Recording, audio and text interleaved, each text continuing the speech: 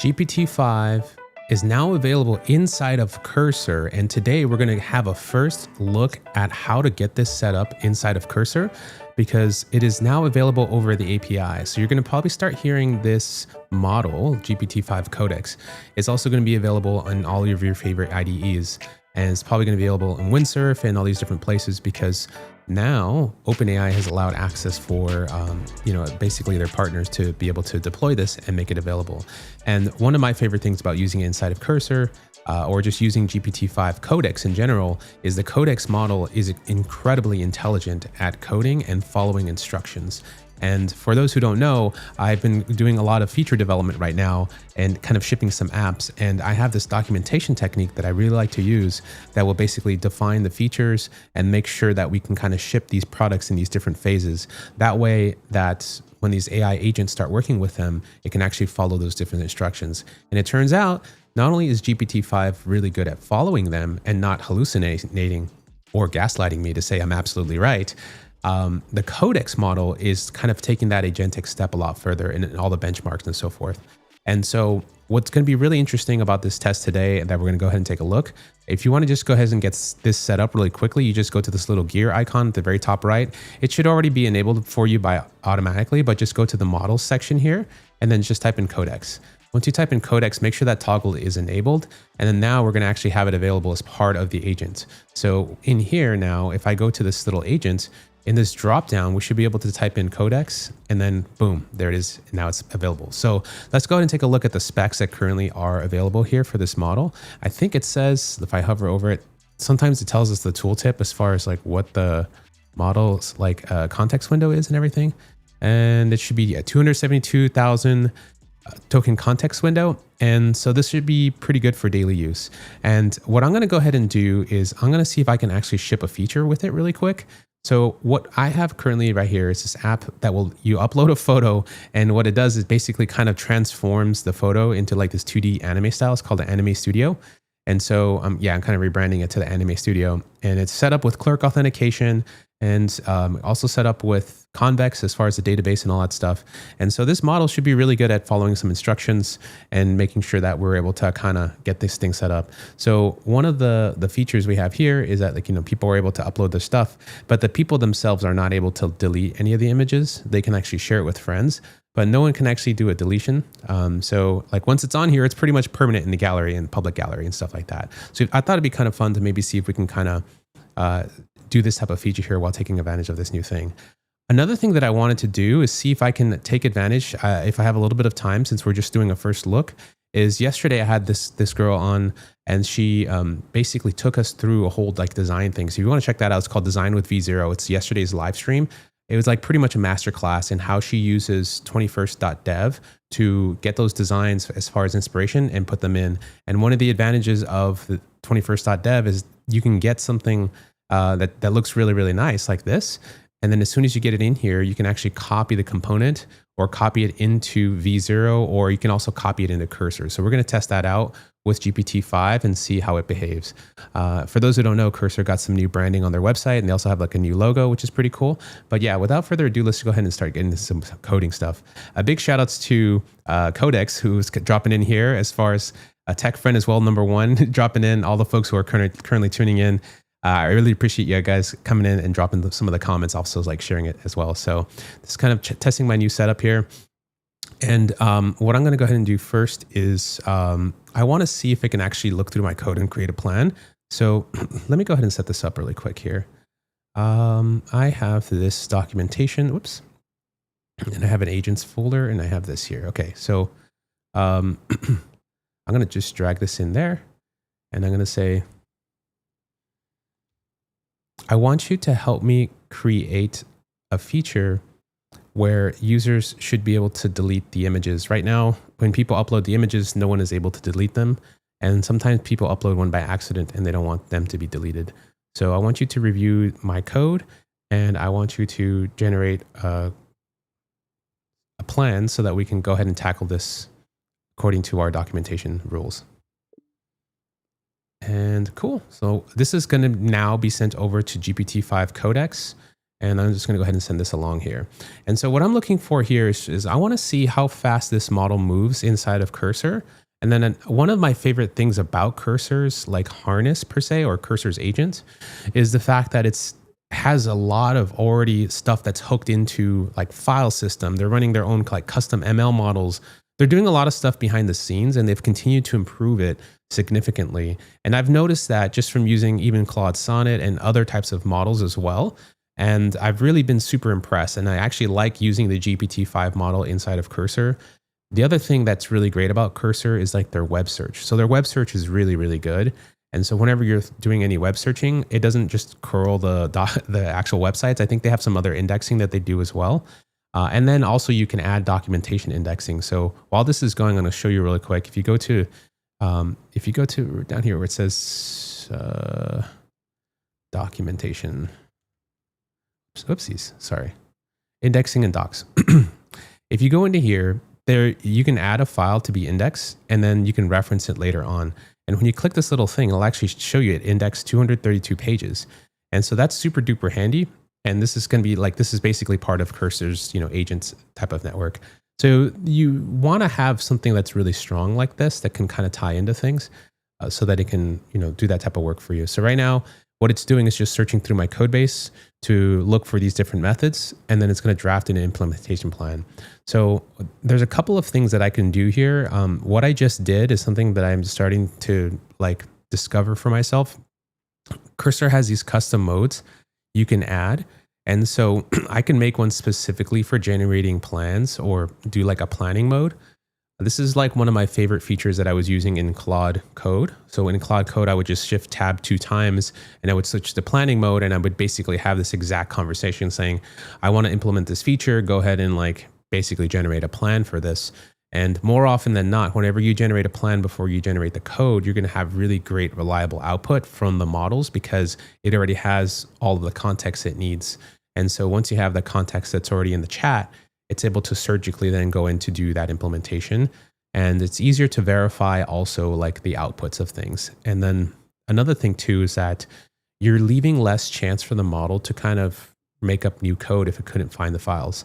And so that's your chance also to have that conversation with the agent to do that type of review.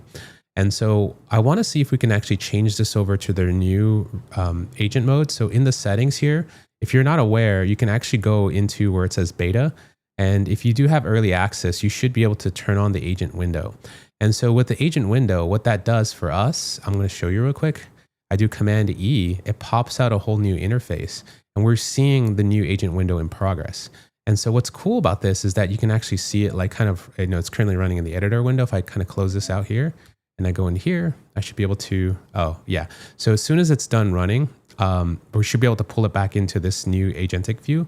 And so what's cool about the view is that like I could basically have it take over like this, and I could even have this in a whole different display. And then it's going to be just our more refined way of actually just reviewing our changes. Because right now, I don't know if you realize, you basically have to have a pane open on the side and then your pane here. And so in this new era of like AI coding, I like to actually review my code.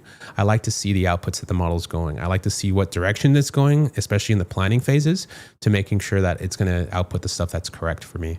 And so, yeah, I think this is kind of like an interesting new paradigm that they're working with. But, so far we've been able to see it read all these different files. And I don't think we get to see a lot of the reasoning traces. Yeah, so we're seeing, this is, by the way, this is like it's reading my agent's MD file. It's understanding, I have these different agents MD files that are currently actually inside of these different directories. So Convex has one, and my components for like ShadCN have one. And so in here, sorry, I don't think I was switching windows. In this thought process, you're actually seeing it pick up these files, which is really, really cool. And it even picked up one here in my app. So in my app directory, these are different instructions for talking and writing code in this specific thing. And so as it's going along the way, you're seeing it pick up these different things, which is really, really awesome. And I love that it's kind of listing this out on purpose. It doesn't tell us what's being read, but it'd be really interesting. Grep to delete in comments. Okay, so let's see what's going on. So now it's going to draft an actual plan. So the plan is a user-owned image deletion. So generated images, insert the saved image, never copy user ID. So ownership lookups rely solely on the origin image ID, making cascade deletes tricky. So no images, target. Okay, this is pretty good. Documentation setup. Let me see if I can do Command E to switch back. Okay. Okay, so this is the agent view that I was talking about. So this is kind of nice because now I just have a focus here. And if I want to go into code or do anything, I just do Command E and I come back and now I have like a full window. So if you just by toggling these two, you can kind of toggle between the modes, which is really nice. And then we can just kind of work through here and then we're going to start to see like diffs. And we also get a terminal view if we wanted to put our terminal here on the side, which is pretty cool. So this is really interesting. I kind of like this way because you can kind of see I have more room to kind of spread out and look at my plans and stuff here. So, so now it's basically saying it's drafted a plan and it's got some features. So the user image deletion spec, once the starts, promote the spec to active. Okay. So it's broken in my rules, I have stuff broken down into phases. So the first is the backend support. And then here's the mutations it's going to extend. And then the queue safety and queue active guard. This is nice. Sharing feature cleanup, ensure delete clears any. Yes. If admin disables should persist on generated documents. Decide on whether admin only delete is needed. So, no, I think, let's see. Admin. Yeah. Oh, I see. Ensure delete. Yeah. Okay. Front end controls, add a image modal. Here's the galleries. No extra work needed for the image preview pagination. Share routes, secondary surfaces. This plan is looking pretty nice, actually. And I like the last phase. It's telling me like these are kind of in my actual agent MD rule files. And so it is picking those up, which is super awesome. And it's putting that as part of the last phase for the verification. This is really nice. So I'm going to just go ahead. Let's just go ahead and continue with the plan. If admin disables should persist even on generated documents. Okay. Sharing feature cleanup. Okay. Yeah. Okay. Let's see. Let's go ahead and write this plan out so that we can make it active and then eventually get started on it. So let me just go ahead and do that. So let me just kind of catch up a little bit with the comments while this is running so that we can kind of catch up there. So Giuseppe, how's it going? Simon, hi there. Hello, Ray. What are we cooking with today? Yes. If you haven't been watching, we're just going to try to see if we can add a feature so that users can delete the images that they've been uploading and stuff. Did you try the cursor commands? Not yet. I've seen it though. So you can do the / commands. That'd be really cool. What does that cursor docs feature replace context 7 MCP? It doesn't, but it's its own thing, if you know what I mean. You do have to eventually go back and kind of index the files every so often. Because I noticed there isn't like a cron job for the actual documentation inside of Cursor to be indexed. Because there's some stuff that's in there from months ago that hasn't been indexed yet. Is in use. Yeah, basically here in Hawaii, this is kind of like my new like little, well, I kind of rearranged things as far as the setup, but I've also kind of rearranged some of the stuff on the screen. So I got this other camera down here, and then you can kind of see my little banana phone or something, orange phone. So yeah, that's kind of what we got going on here. It's very buggy right now, not able to push to GitHub on my side. Oh, interesting. The new cursor feature, what version are you on? I'm currently on 1.6.45. Okay.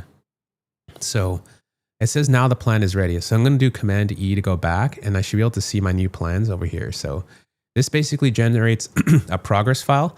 And this is something that I like to do. Like for me, it generates a little progress file to tell me like where I'm at in this progress. And this is really, really great, especially if you're having like sub-agents do work. Sometimes they don't finish, right? Or they'll claim to finish and then you just want a quick progress update. The other thing, a reason why I do this is because context windows. So context windows can fill up pretty fast, especially if you still have under like, we only have 272,000 token context window. So some of the feature work and some of that context that's needed here will take up a lot of that space, right? So I'm going to show you real quick how many tokens we've used just for this request. And that way it'll be a little bit more insightful as far as like, what are we doing?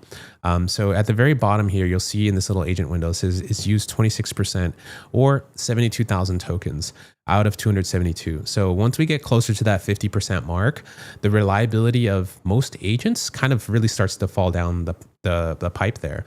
And so I feel very confident now that I have this documentation, the spec file, and a progress area to kind of go in to continue my work on after, because the agent has already grabbed all the different files. Another plus that we can do, and I'm going to show you later on, is how we duplicate chats, because we can just duplicate a chat for a different phase of work or for bug fixing and stuff like that. So that way we keep all the context that's already there, but then just make a minor change without having to kind of continue to add on to this type of thing. So there's a couple different techniques there that I wanted to share with you. So let me just go ahead and keep these files here. And then I'm going to go to Command E and I'm going to check these into Git just to make sure I have them. So I have these are my 2 new files that were created, and this is my plan. So the plan that it generated is 86 lines, which is great. I like all this verification and phases and stuff. And this is extremely lightweight, doesn't take up a lot of tokens, but it's also highly useful. I prefer this method that I've came up with for my documentation as a way of being able to not only keep things really lightweight for the model, but not flood my context window. And if I can read it and maintain it, so can another AI agent. At this phase of our AI development, I think this is probably really important to do.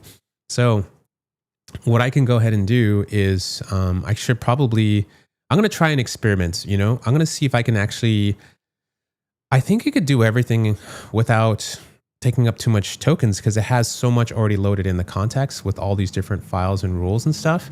And then adding this feature is, to me, feels trivial, but we'll experiment. It's part of the reason why I check stuff code in.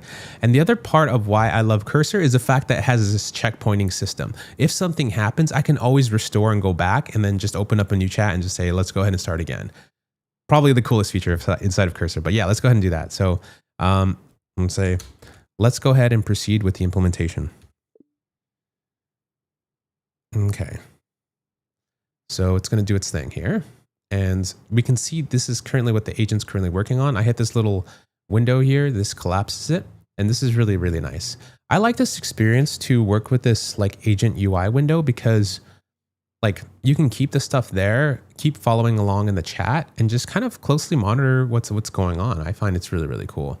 So now it's basically running the command to run the Convex dev environment, just to make sure that we're able to kind of, get the index, the ownership, propagation. I mean, this is a nice, it's a simple feature to explain, saying, yeah, I just want to delete images, but you can see there's a lot of different things that you have to kind of keep in mind. And especially if you're wanting the AI agent to be accurate and repeatable, I'm really excited to see how this new Codex model is actually going to handle it inside of Cursor. So yeah, I think it's Command E. If on Windows, it should be Alt E or Windows key and then E, I think. I forget how the mapping works, but yeah, it's something like that. Is Codex included in the Cursor sub, or is it an API? It's included in the Cursor sub. So I don't know exactly what the API cost is yet. I haven't looked it up, but I'd be really curious to see. So who else has hit the Codex limit? You've hit your usage again. Try again in 23 hours. Bro, I'm curious because I know a lot of people are currently hitting the limits on the $20 a month plan. And I'm not sure what they're doing about that. That'd be really interesting. But if you're using it inside of Cursor, you're just using up your Cursor credits. And I think per million tokens, it's actually extremely affordable. Also, I want to show you a quick command if you haven't seen it yet. Terminal. I'm going to open up a new terminal and just drag it in over here. So there's this new, it's called I used it for Claude Code, but there's now bun cc, cc usage, hold on, Codex. Okay. Yeah. So it's bunx at cc usage / Codex at latest. I know it's a lot to take in, but this will actually show you how much you've used when you're using the actual Codex model, because I use the Codex CLI, or I use Codex in actually the app as well. And so when I'm using Codex on my machine with 1 million tokens of input and 238,000, I've only spent $7.38. So if you're curious about how much it's going to cost you if you use the model inside of Cursor, just on the $20 a month Cursor plan, if you're doing agentic coding, if you do like 1 million tokens, that's going to cost you, $7 and some change, probably, right?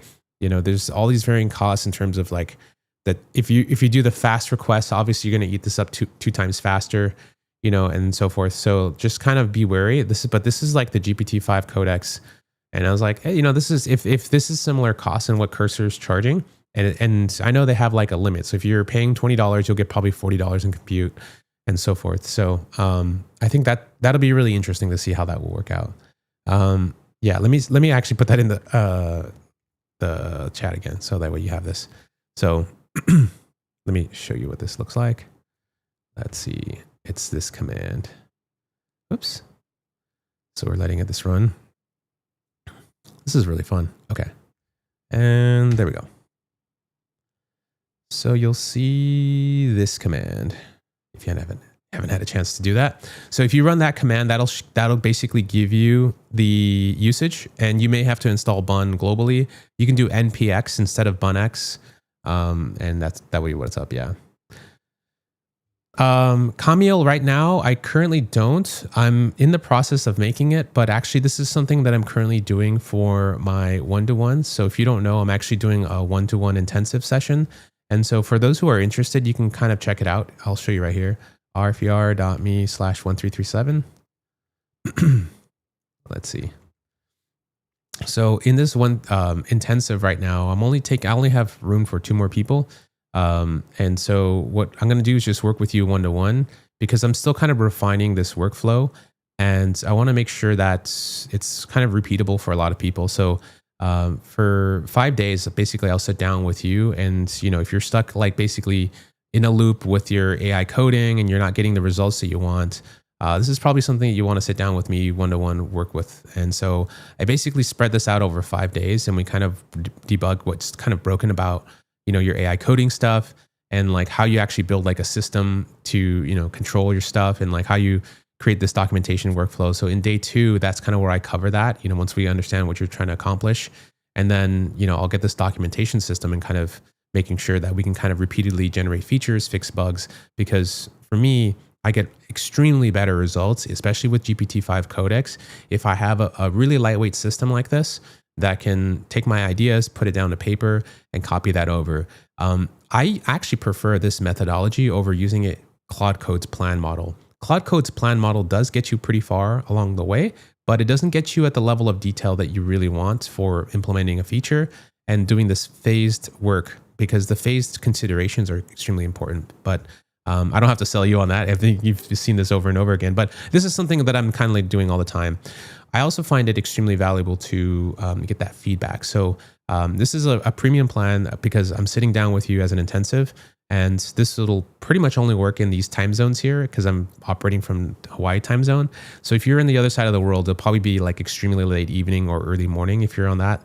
So yeah, you also have to be available for 5 days in a row. So let me know if you're interested. I'll drop the link here in the actual, let's see, HTTPS. Yeah. And if you click this link here, it's https rfer.me/1337. This will take you to the checkout, and then you can kind of book some times in there for. So yeah, all it is 1337. I know it's pretty funny. But once I, kind of go through my first little set of customers, the price is going to obviously double from there. You're getting basically 12 years plus of experience as an Apple. I used to be an engineer at Apple. I'm obviously doing this AI coding stuff. Fun fact, it's actually, we started vibe coding, here, when I say like before the term vibe code came up, and, I've been coding a lot with AI, and I'm kind of really like to play with these models and understand kind of what they do. So yeah, definitely check that out if you haven't had a chance. It's my my way to kind of really offer a lot of value. Eventually, I'll probably have some type of documentation published, but it'll be refined much further from where it is now. And so I just want to make sure I can get some good results with other people directly. And I think that's going to be the best way to do that right now. So yeah, if not, you can try to generate your own and do that. I definitely encourage you, especially if you're tinkering and building. But if you want something like that right now, definitely would check that out. So let's check out and see what's going on. So I'm going to do Command E and go back to this agent UI view. So basically what it's doing right now in its current phases of work, I'm going to make the font a little bit bigger so we can see this probably. Let me know if the font sizes are okay, if you can read them or not. So that way I can adjust accordingly. And then I'm going to get rid of this little window here on the side. So that way we can just kind of lock in over here. All right. So this basically is telling us it's proceeding with the implementation. It's added the schema file, which is awesome. And then it's gone to the generate thing. So it's basically now going through to the original images. And if it couldn't find it couldn't find it there. Generate image ID. This is great. And then now it's refining the deletion count logic. And so this spent 45 seconds thinking. This is great. I love this thinking. And we've only used 29% of our context window. So that's really cool. So we actually haven't really burned through much more. It's already using the existing context, and it's not having to search through the files again because it already knows where it's at based off of our previous conversation to generate the plan. So that's part of the reason why I continued forward. It just, if I'm implementing like a really large feature, I would still kind of break them down into smaller chunks, because this is just kind of the best way that these tools kind of work right now. I don't really know what's going on. What's going on here? Convex changelog. Why is it doing this? Oh, I know. It should, I think it's running the wrong command. I think it should do, let me just kind of go into the terminal here. Let's go back to cursor. Terminal.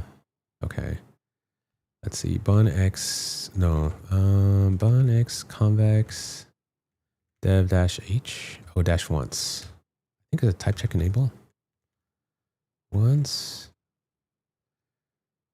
So I think if I do this, it basically runs it once and then exits out once it's complete. Okay. Yeah. So what's happening right now is when you do bunx convex dev, it just keeps running and looking for changes until it gives them to you. And so the agent's kind of hanging up waiting for this process to finish. And so what I can do is just say, you'll have to run, and then I'm going to put these little tick marks on the side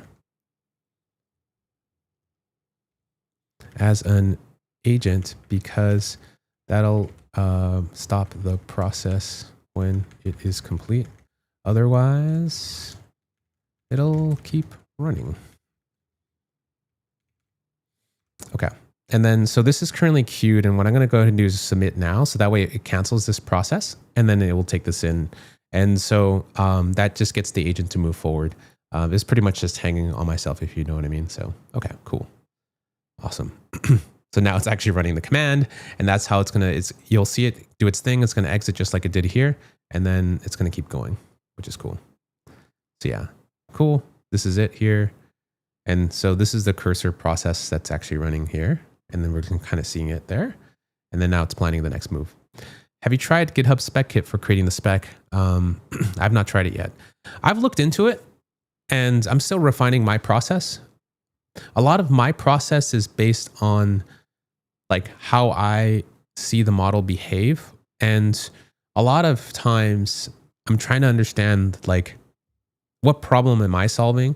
And then I have a lot of my own experience too, working in software, shipping features and stuff, where I maybe don't need all these other like scaffolding, right? And also another thing that I'm weary of is I try not to introduce too many big tools, because there's this problem, and I forget the exact name, but Dario Amade, my little words have been flipped, says as the models get smarter, everything that you're doing to kind of make the model behave the way you want it to basically gets rewritten or thrown away. So a perfect example of this is like the GPT-2 to GPT-3.5 era. So at that time, they had to do a lot of work to just try to make it generate some interesting output that would be readable. And by the time GPT 3.5 came out with the reinforcement learning through human feedback and all these domain level expertise, they were able to tune the model to give actually reasonably good output. And then GPT-4 for coding. And now this new era with GPT-5, right, where it's like the model, the harness following these different rules. And this is a new paradigm that's like is making me rethink how I make documentation. So sometimes a lot of these spec kits and these different things that were developed were in the previous era before GPT-5. I know it's kind of weird saying this because it's literally just only a couple months ago that all this stuff has changed, like coding models in the last 6 months, but hear me out for a sec. For me, I don't want to spend a lot of infrastructure trying to generate too much crazy structured stuff. If that's going to change in like the next couple of months to 6 months. And so I try to keep things as lightweight as possible, and I want to see what the model's putting out. So that way I can kind of work with the model's like current limitations, understand, is it me? Is it my plan? Is it my instructions? Or is it the model behavior itself? So by keeping it lightweight like this, I'm better able to get a feel of these models and figure out, okay, maybe I want Google Gemini for planning. Maybe I want Opus for planning. Maybe I want some other model because it behaves a lot better and it doesn't like to please me or something, right? So having a really good coding model like GPT-5 Codex has taught me that I didn't realize how much Claude Code was really actually gaslighting me and making me feel like it was doing a lot of work, right? So it was actually kind of, like, the more accurate the output I'm seeing with GPT-5, the more I feel like, okay, I've been bamboozled in a funny way. So Yeah, that's just kind of what I was thinking about there. But I definitely want to check it out. I'm not saying that I won't check it out, but this is kind of where I'm going with my thinking. So late to the show, trying to understand factory CLI versus the other extensions. CC, GPT-5 Codex. I think I'm going to do a different video with factory like a little bit later because I actually stopped using it. And the reason why I stopped using it is because I didn't like the accuracy of the output. And it was just kind of also like heavily relied on Claude Sonnet. And I really don't like the output for Claude Sonnet as a model. Given that GPT-5 Codex, the CLI or the API just came out, that's why I'm really curious to go try it again because they did have some really good planning in factory, but I still had to kind of play this dance of like, okay, my documentation workflow, their documentation workflow, like seeing how much they can achieve, with little output. So I'm really curious. I'm really, really curious to see how that works. The other thing too, it's like, yeah, like how much time do I have? But I think it's worth exploring because, they do have a really nice workflow. Claude Code pleases too much. I could be wrong, but you're absolutely right. Yeah. We're not trying to do that over here. Okay, so I think our feature is done. Dang. Okay, I'm gonna close this real quick. So let's take a look and see what it did. All right, so what do? We ran once. We have the image backend deletion now, so we should have some UI. Damn, this is fire. I don't know about you, but Cursor is so good at fixing linting errors. Oh, man, so good. Okay, so it's checking the status, and now it's actually updating the progress. So it's gone through my actual documentation for the progress, and it's actually the agent itself is updating it as it goes. So implemented backend support for user deletion. This is awesome. Wow. So added this to the schema. So cascaded deletes avoids full scans. That's awesome. Updated Convex generate. Implemented delete image. Requires auth backfills missing URL before asserting ownership. This is great. So log the progress. Phase 1 and 40% at 40% task is updated. Cool. So wow, that's impressive. So yeah, these are all the files that it's changed. This is great. All right. And nothing looks red. So I'm gonna run everything. Bunx, Convex dev, and then bun dev. Cool. So let's just take a look real quick. Where are we with this? Because it's only implemented phase 1 and it hasn't done the other phases yet. So I'm really curious, because it did add something, but if I upload an image now, really curious. So this is like me. This is probably my screenshot. My prison pose. Let's go. Okay. So now that I've uploaded it, this should use the new Nano Banana model process. And let's see. Cool. Oh man, I gotta log off in like 5 minutes. Okay. Let's see. Okay. Let's see what's going on. Okay, processing, cooking, share settings. I think I still have to implement some more features here. So let's just look at the plan real quick. Plan. Whoops. Okay, I'm going to remove this here. And in my documentation, so far we need to add a modal so we haven't had any modal, but we actually have the propagation and the ownership of the models. So if I check Convex, the backend, it should already have this in there. Convex, dashboard. Okay. I think it's, okay, here we go. This is actually pretty awesome. That's so cool. So it literally gets my little cup here. That's cool. Unprompted. So yeah, let me go ahead and see if I can sign in real quick so we can kind of get this going. Because I just want to verify like the backend functions are working, because I think it is. And but I just wanted to kind of do that real quick. So yeah, do you have a Cursor subscription? Are you guys going to be using this inside of Cursor? Are you using the CLI? I'm just really curious what you guys are working with, and just kind of would love to hear what's been your experience. Are you now full-time driving on GPT-5 and GPT-5 Codex? Has that been pretty fire for you? I mean, for me, it's been super fire, but like I could be in my own vacuum, right? Like, you know what I mean? So Yeah, let's take a look at my data. See images. Okay, so I have an image. This is the image I just uploaded in 908, I think. So is disabled by admin, is generated. Okay, sharing. User settings. User not defined. Okay, cool. Functions. Yeah, delete. Cool, delete images. Cool, awesome. Yeah, so my code is here and we just got to hook it up. Yeah, so now, cool. Yeah, so the code is deployed in Convex and now we just actually have to hook it up and everything like that.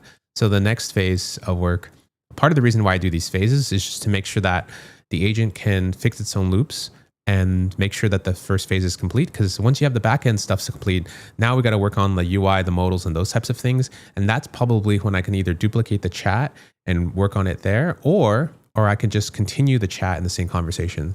So for me, for phase 2, what I'll probably do is duplicate the chat and see how the performance of the agent is. So with 32%, what I'm going to go ahead and do, everything looks good. I'm just going to check the code changes in. It's always good to check in your changes at these different phases. So that way you have really good software engineering practice. And that way you can always kind of revert back to a certain thing. So we're still not done with the backend features, by the way. It's still working on this first phase. And so what I can go ahead and do is say, continue to work on phase 1 and work on that implementation. So I'm going to say, things look good so far. Let's go ahead and continue with the rest of phase 1. And I don't think it's asked me any questions. Okay. Cool. There it goes. Ray, why choose Convex instead of Supabase or Firebase? Convex is the best, bro. Like, I just choose the best stuff. No. Seriously though, out of all of them, Convex has like the best tooling. And there's a lot of different reasons why I chose Convex too, is like, it's all written in TypeScript. So it's really weird that you have a database that's pretty much fully in TypeScript, but TypeScript is probably the best way. So I write code for the front end in TypeScript, and then the back end is also TypeScript. So whenever you want to do something, you basically have the data that's here and you just write a little function to manipulate the data. And that is really, really good. The people who worked on Dropbox, who managed terabytes and terabytes of data at scaling, those people left and have founded this new database company called Convex. I know it sounds like a commercial, but I trust me, it's not. I know people who work there. I've met the engineering team. I live in the Bay Area and I've like actually gone to meet them and I figure out like, is this hype? What's the whole deal? The more I dig into them, the more crazy I find out and cracked these engineers are. And they're like so cracked and so humble. They just kind of think it's just normal, like for them to just be chill. The level of detail that they do for their implementation is actually insanely cool. But what they don't realize and what I'm realizing is that this is where the future is going, is that you're going to have not only agentic code, but you're also having like, types for front end fully to the back end. They also have like the tooling that's available so that as you manipulate the data on the back end, you can set up these little queries. So whenever people are visiting the site, you basically have a WebSocket open and you're streaming in real time, like whenever changes are happening on the back end. So it makes it very, very reactive. And as an engineer, for me, when I worked on a lot of these products at Apple, you want that like native feel of a product. You don't want to have to wait for a lot of queries and things to kind of execute. And so a lot of times when you're doing data, especially on the web, you have to have like caching that's on the device and it gets stale, and how do you invalidate it? And you have to do a lot of work and code or adopt different frameworks to do it. What's nice about Convex is it's already built into their whole CLI. And if there's a type issue, it'll tell you immediately. You're not having to kind of run these different, scripts and things to make sure that, oh, I introduced this one change here and there. Granted, if you already have a convention that you're working with and it works really well, I would definitely say stick with that. But if you're still kind of new to figuring out where you want to play with, Convex to me has been like the most exciting because of not only those features, but the other features that are going to be happening in components with agents to run tasks in the background and run them, off onto their own little environments and stuff like that. Also, they have like an extremely generous free plan. I think you can have like 20 projects or something like that for free. And you can have a team of people, like from 2 to 6 people working for free, like on your stuff. So I know a lot of all these companies like charge a lot of money for that. And so, yeah, for me, it's just worth my investment kind of going into that direction. And I found it way easier to do that. So automate your tests so it runs them in the cloud. Yeah, I could do that. Yeah. Yeah, I can take screenshots. Yeah. Oh yeah, best team ever for sure. Yeah, Convex is awesome. Okay, so let's see here. So now we have Bonex Convex Dev. It's running its thing. Phase 1 is complete now. So to save generate image now mirrors the ownership sharing. Great. Added this clean. Cool. So this is here. And then we should have all of our functions running. And the code that it touched was here. I just want to check this code. Get the URL from the storage ID. Okay. And then mutate update image status is error failed. Okay. So I think that's the only change that we did.